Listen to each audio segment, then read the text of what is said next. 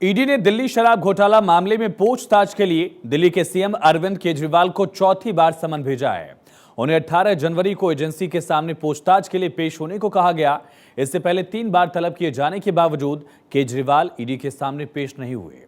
चौथी बार समन भेजने के बाद सियासत भी गरमाई, लेकिन सवाल ये उठता है कि अगर चौथी बार भी केजरीवाल पेश नहीं होते हैं तो आगे क्या होगा।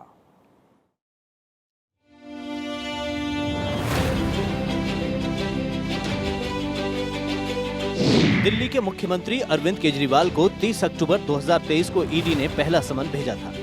ईडी ने केजरीवाल को 2 नवंबर को पेश होने को कहा था, मगर मध्य प्रदेश में चुनाव में प्रचार में व्यस्त होने की बात कहकर ईडी के सामने पेश नहीं हुए। इसके बाद ईडी ने 18 दिसंबर 2023 को फिर से समन भेजा। 21 दिसंबर को पेश होने को कहा। केजरीवाल दूसरी बार जब पेश नहीं हुए तो ईडी ने 22 दिसंबर 2023 को तीसरी बार समन भेजा। 3 जनवरी 2024 को दिल्ली के मुख्यमंत्री को बुलाया। पिछले 2 समन की तरह इस बार भी केजरीवाल ने ईडी के सामने पेश होने से इनकार कर दिया, नजरअंदाज करते हुए कहा कि समन में पारदर्शिता का अभाव है।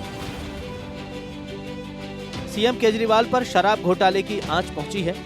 इसको लेकर ईडी पूछताछ करने वाली है, मगर अरविंद केजरीवाल 3 बार ईडी के समन को इग्नोर कर चुके हैं। लिहाजा अब एक बार फिर से ईडी ने केजरीवाल को समन भेजा है।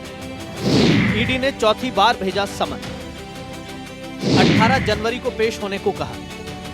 इस बार सीएम केजरीवाल समन पर अमल करेंगे या नहीं, इसको लेकर अभी सस्पेंस है, क्योंकि कहा जा रहा है कि जिस वक्त ईडी ने केजरीवाल को बुलाया है उस वक्त केजरीवाल का गोवा दौरा प्रस्तावित है। केजरीवाल को चौथी बार समन मिलने से सियासी संग्राम शुरू हो गया है।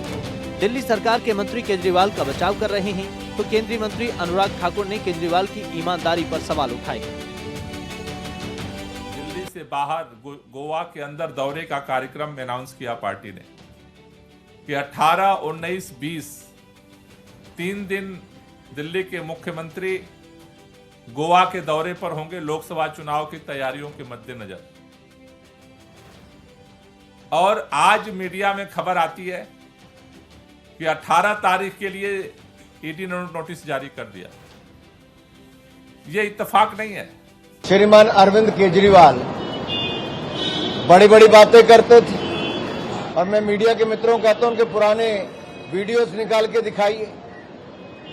जो कांग्रेस के भ्रष्टाचार के खिलाफ उस समय अपनी आवाज उठाने की बात करते थे, आज वो भ्रष्टाचार के दलदल में डूबे हुए हैं। कि ईडी अगर आपको बुलाता है तो आपको जाना पड़ता है, तो मेरा ये है कि चले जाइए, इसको सब खत्म करिए। 1-2 दिन लगेगा ज्यादा से ज्यादा। भाई आपको याद है खड़गे जी भी गए थे, ईडी में बुलाया गया था, सोनिया जी भी गई थी, राहुल जी भी गए थे, तो आपको जाना चाहिए।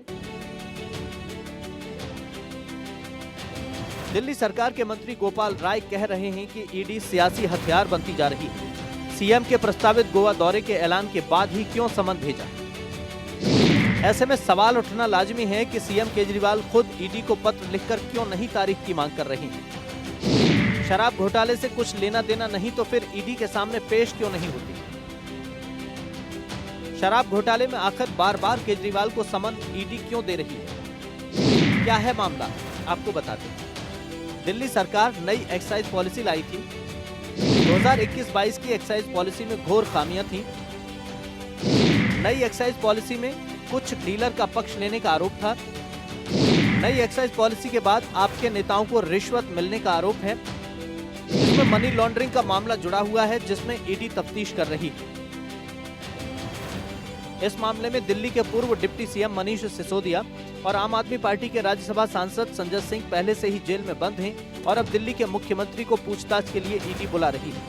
सवाल ये उठता है कि अगर चौथी बार भी सीएम केजरीवाल ईडी के सामने पेश नहीं हुए तो क्या होगा? चौथी बार पेश नहीं होने पर केजरीवाल पर गिरफ्तारी की तलवार लटक सकती है, क्योंकि कोई व्यक्ति ईडी के समन को 3 बार ही नजरअंदाज कर सकता है। चौथी बार पेश नहीं होने पर ईडी कोर्ट से गैर जमानती वारंट जारी करा सकती है। गैर जमानती वारंट के बाद जांच एजेंसी किसी को भी गिरफ्तार कर सकती है। यानी अरविंद केजरीवाल अगर चौथी बार भी ईडी के सामने पेश नहीं हुए तो उनकी मुश्किलें बढ़ सकती हैं। आम आदमी पार्टी अपने आप को कट्टर ईमानदार कहती है, लेकिन ईमानदारी का सबूत देने के बजाय अरविंद केजरीवाल जांच एजेंसी से बचते नजर आ रहे हैं, वो भी तब जब उनकी पार्टी के 2 कद्दावर नेता फिलहाल जेल में बंद हैं और पूर्व मंत्री सत्येंद्र जैन फिलहाल जमानत पर बाहर हैं। Bureau report, Bharat 24।